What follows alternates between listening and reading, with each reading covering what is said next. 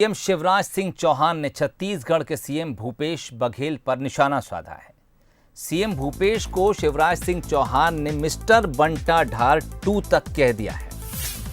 शिवराज सिंह चौहान का कहना था कि एक बंटाढार मध्य प्रदेश में है और दूसरे छत्तीसगढ़ में है। सीएम शिवराज ने भूपेश बघेल को एक नसीहत भी दी है। उन्होंने कहा है कि अगर विकास देखना चाहते हैं तो मध्य प्रदेश का विकास देखें। छत्तीसगढ़ बीजेपी ने आज एक वर्चुअल रैली का आयोजन किया था। कई लाख लोगों के इसमें जोड़े जाने का दावा था। सीएम शिवराज सिंह चौहान ने उस वर्चुअल रैली को संबोधित करते हुए ये तमाम बातें कही हैं। ये जो वैभवशाली स्वरूप दिखाई दे रहा है वो प्रधानमंत्री नरेंद्र मोदी जी के नेतृत्व के कारण दिखाई दे रहा है। आपने तो मिस्टर बंटाढार की याद दिला दी। एक बंटाढार थे मध्य प्रदेश में, उनका नाम मैं नहीं लेता और नहीं तो स्नान करना पड़ता है। उस समय एक बंटाढार वहां हुए थे। अब बंटाढार संस्करण 2 अगर कोई है तो वो है मिस्टर भूपेश बघेल। अरे मध्य प्रदेश जैसे राज्य की तरफ देखो। भारत तो ये वो बयान था शिवराज सिंह चौहान का जो उन्होंने छत्तीसगढ़ के सीएम भूपेश बघेल को लेकर दिया है। खबर पे बातचीत के लिए इस वक्त हमारे साथ रायपुर से हमारे संवाददाता मोहन तिवारी सीधे तौर पर जुड़ रहे हैं। मोहन, सबसे पहले मैं रैली के बारे में आपसे पूछना चाहूँगा। जिस तरह की रैली का आयोजन किया गया था, 10 लाख लोगों के शामिल होने का दावा कल बीजेपी ने किया था। क्या कुछ खबरें उससे जुड़ी आपके पास? कितने लोग तकरीबन इसमें जुड़े होंगे और कौन कौन से नेता खासतौर से आज छत्तीसगढ़ बीजेपी के इसमें शामिल हुए? देखिए शोएब, बीजेपी ने अपनी इस वर्चुअल रैली के जरिए कोशिश की थी कार्यकर्ताओं को जगाने की और उनके मनोबल को बढ़ाने की। और उसके लिए जब मुख्य वक्ता का चयन की बात आई तो उसमें मध्य प्रदेश के मुख्यमंत्री शिवराज सिंह का जो चयन किया गया, उसके पीछे की कहानी मैं आपको पहले बता दूं कि शिवराज सिंह वो शख्स हैं जब छत्तीसगढ़ में अजीत जोगी की सरकार थी और 2003 में जो बीजेपी उनसे लड़ने के लिए तैयारी कर रही थी, तब वो भाजयुमो के राष्ट्रीय अध्यक्ष थे और उन्होंने एक बड़ी रैली छत्तीसगढ़ में की थी। तो उस समय के उस कद के जो नेता, उनके समकक्ष, उनके अधीन जो भाजयुमो में काम करते थे, आज वो शीर्षस्थ पद में संगठन में हैं। तो आज उनको याद करते हुए सारे लोगों ने अपना भाषण दिया और उनके भाषण को सुनकर यहाँ पर जो नया जोश है वो वर्चुअल रैली के माध्यम से नज़र भी आया। जो शिवराज सिंह ने 2003 में रैली की थी, उसकी वजह से ही जोगी सरकार को एक बड़ा धक्का लगा था और उसके बाद से ही जो एक तरीके से बीजेपी के बड़े जो नेता हैं, 12 नेता जो टूट के चले गए थे जोगी की पार्टी में, वो फिर से खड़ी हो पाई थी और सरकार गिराने में बीजेपी कामयाब रही थी। तो कुछ उसी मनोबल के साथ आज फिर से जो है बीजेपी एकत्र हुई और जो उन्होंने शिवराज सिंह का भाषण पूरे मनोयोग से सुना। सोशल मीडिया में जो आंकड़े प्राप्त हुए हैं तो वो 10 लाख के दावे के तो पूरा नहीं कर सके, लेकिन उसके आसपास ज़रूर जो है अलग अलग प्लेटफॉर्म में करीब 5-7 लाख लोग, ऐसा दावा बीजेपी की ओर से किया गया, इस भाषण को सुनते पाए गए। और इसके ज़रिए एक कार्यकर्ताओं को एकजुट करने के साथ साथ उनका मनोबल बढ़ाने में बीजेपी जो है वो कामयाब रही। और इस रैली में न केवल मोदी सरकार की कामयाबी और 1 साल के कामकाज को जनता के बीच और कार्यकर्ताओं के बीच रखा गया, बल्कि इस रैली के ज़रिए भूपेश सरकार पर भी जम के हमले हमें देखने को मिले। और जो वक्ता इस पूरी रैली में शामिल हुए, जिसमें प्रदेश के नेतृत्व से जुड़े हुए लोग थे, शिवराज सिंह का जो बयान था उसमें ये बात साफ तौर पर झलक कर सामने आई कि जो कार्यकाल है मुख्यमंत्री भूपेश बघेल का, उसकी तुलना मध्य प्रदेश से की गई और ख़ास तौर पर कोरोना संकट के दौरान जो कदम मध्य प्रदेश में उठाए गए और छत्तीसगढ़ में जो विफलताएं रही, उसकी तुलना करके ये बताने की कोशिश की गई कि जो सुशासन है वो बीजेपी सरकार और उसके नेतृत्व के द्वारा ही दिया जाता है और दिया जा सकता है। शिवराज सिंह ने इस बात को भी बार बार दोहराया कि डॉक्टर रमन सिंह 15 साल उन्होंने राज किया, अब उनके जाने के बाद उनको छत्तीसगढ़ की जनता मिस कर रही है, जनता पछता रही है कि रमन सिंह जैसे व्यक्तित्व को उन्होंने खो दिया है। उन्होंने ये बताने में भी जो है वो गुरेज नहीं किया कि किस ढंग से छत्तीसगढ़ सरकार गलतियों पे गलती किया जा रहा है, वादे जो पूरे नहीं कर रहे हैं उसकी तो एक लंबी फहरिस्त उन्होंने गिनाई ही।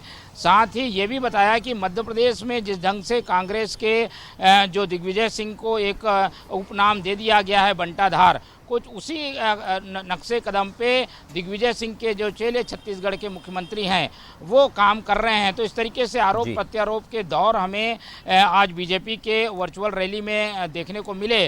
सरोज पांडे जो कि राष्ट्रीय नेत्री हैं, राष्ट्रीय महामंत्री हैं बीजेपी की, उनका जोर उस बात को लेकर रहा जिसमें बीजेपी कार्यकर्ताओं के खिलाफ कांग्रेस सरकार के द्वारा जो मामले बनाए गए हैं, खासतौर पर सोशल मीडिया में अपनी बातों को रखने को लेकर, उस पर उन्होंने जो है अपना विस्तार से भाषण दिया और इस बात को दोहराया और चुनौती दी कि बीजेपी कार्यकर्ताओं के ऊपर अगर उठाई गई तो वो मोहन, इस वक्त मैं आपको रोकना चाहूंगा। हमारे साथ इस खबर पे बातचीत के लिए केदारनाथ गुप्ता प्रवक्ता हैं बीजेपी और अमित श्रीवास्तव कांग्रेस नेता हैं, वो दोनों भी जुड़ गए। केदारनाथ साहब, पहले आपके पास आना चाहूंगा मैं।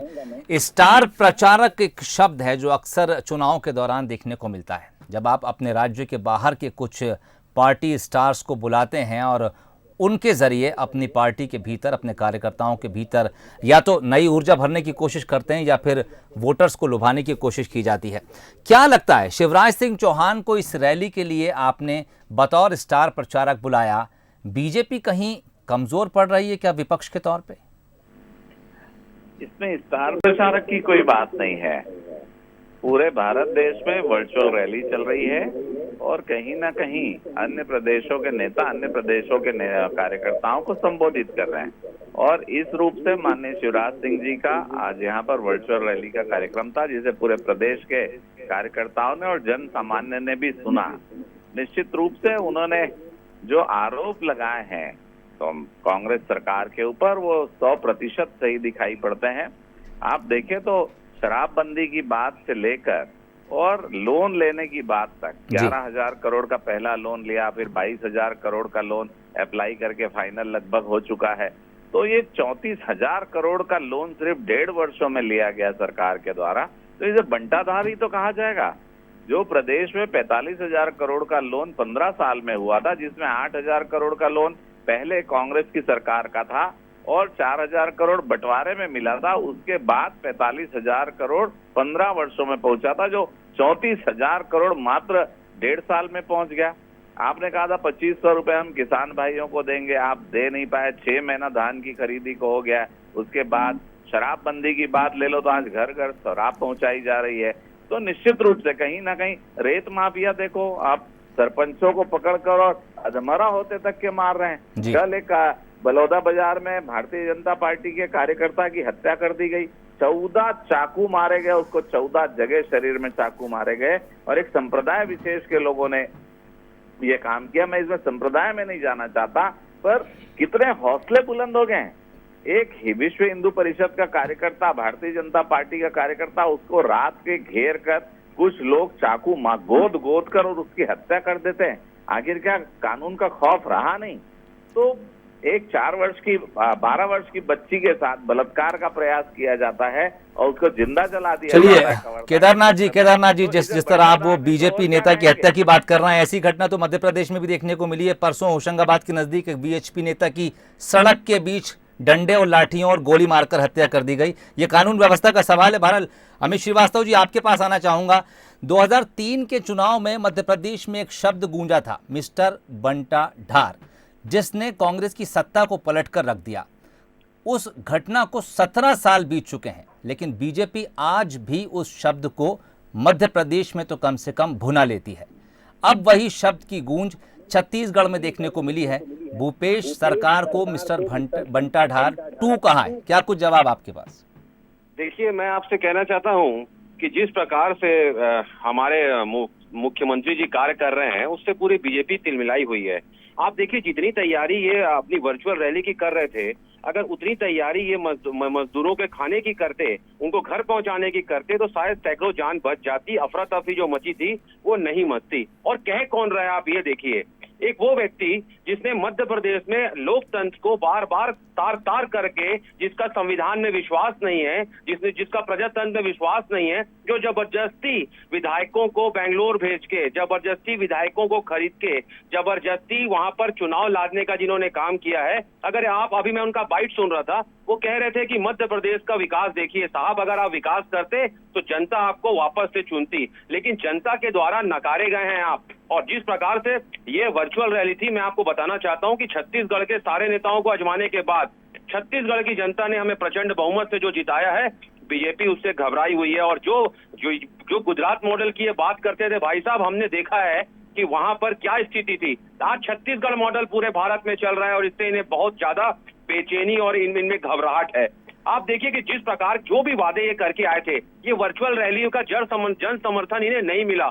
लोगों का तो छोड़िए, इनके कार्यकर्ता तब इनके नेताओं को सुनना नहीं चाहते।